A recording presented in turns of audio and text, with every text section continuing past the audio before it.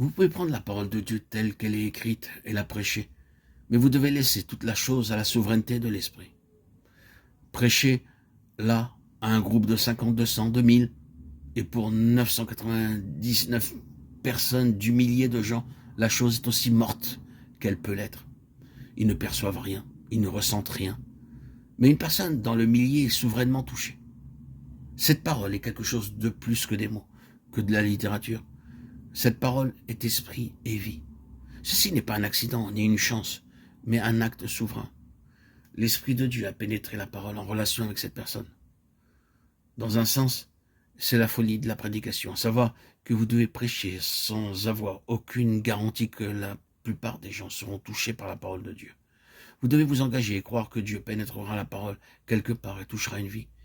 Bien que la majorité des personnes soient laissées sans être touchées, c'est là l'élément supplémentaire, à savoir l'esprit de vie dans la parole de Dieu, agissant souverainement, en relation avec le perdu. C'est bien sûr la parole créatrice, et cela nous amène à voir que dans l'homme céleste, la parole de Dieu est un acte de Dieu, et non pas simplement une déclaration de Dieu. Dans l'homme céleste, la parole de Dieu n'est jamais seulement une déclaration, c'est un acte. Nous disons beaucoup de choses, et ensuite nous regardons tout autour pour voir le résultat avec la pensée en tête.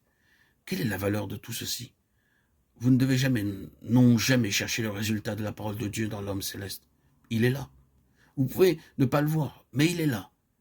La parole en relation avec l'esprit de vie en Christ est un acte. Quelque chose est fait. Et lorsque cette parole est venue par l'esprit de vie, ceux à qui elle était adressée par l'esprit intelligent ne peuvent jamais demeurer encore les mêmes, bien qu'ils puissent sembler continuer sur leur ancienne voie. La parole que j'ai annoncée, c'est elle qui le jugera au dernier jour. Jean 12, 48. Quelque chose a été dit, la parole est venue, et la chose est faite, pour ne jamais être défaite.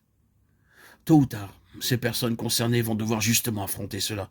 Et tout cela aura pour origine le moment où l'Esprit a donné une expression à la parole. C'est un fait formidable. C'est là la valeur du fait de donner la parole dans l'Esprit, parce que c'est un acte, c'est créateur. C'est quelque chose qui est fait, non pas quelque chose qui est dit. Oh, reconnaître que la parole dans le Saint-Esprit est quelque chose qui est fait, non pas simplement qui est dit. La parole de Dieu est toujours un acte de Dieu. L'univers a été formé par la parole de Dieu. Hébreux 11.3. La parole du Seigneur est une bénédiction. Elle ne dit pas simplement que le Seigneur vous bénisse. Elle est en elle-même une bénédiction. Elle apporte la bénédiction. C'est un acte.